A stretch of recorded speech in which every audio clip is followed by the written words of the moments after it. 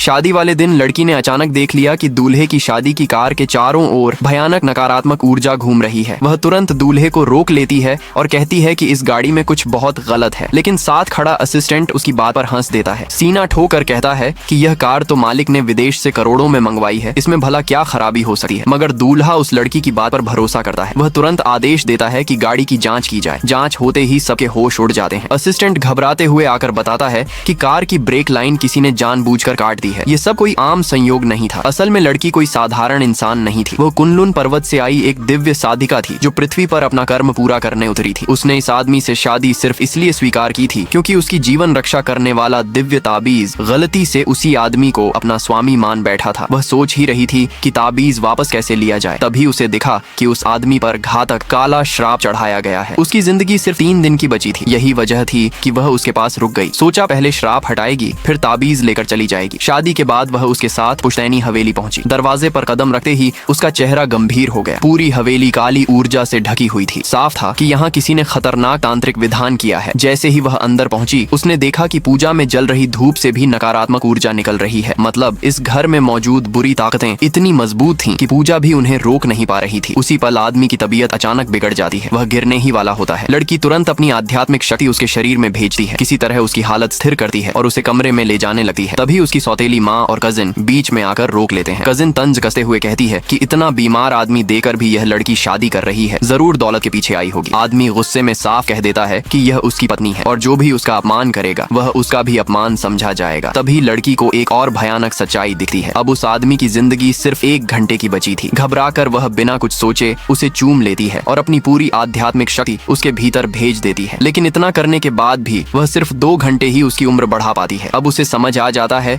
कि जब तक श्राप का स्रोत नहीं मिलेगा और नष्ट नहीं होगा तब तक उसे बचाना नामुमकिन है। वह उसे सहारा देकर कमरे में ले जाती है, लेकिन पीछे से सौतेली माँ के चेहरे पर एक खतरनाक मुस्कान उभर आती है। उसे लगता है कि बेटा अब मरने ही वाला है और नई बहू सिर्फ संपत्ति बांटने आई है। वह तुरंत गुप्त मंत्र सक्रिय कर देती है ताकि आदमी की मौत इसी सुहाग रात में हो जाए। इधर कमरे में पहुंचते ही लड़की आदमी से कहती है कि उसे तुरंत कपड़े उतारने होंगे। आदमी शर्माते हुए सोचता है कि वह कुछ और ही चाहती है और घबरा कर कहता है कि वह अभी तैयार नहीं है। लेकिन लड़की की आंखों में अब सिर्फ एक ही इरादा था, उसे किसी भी हाल में जिंदा रखना।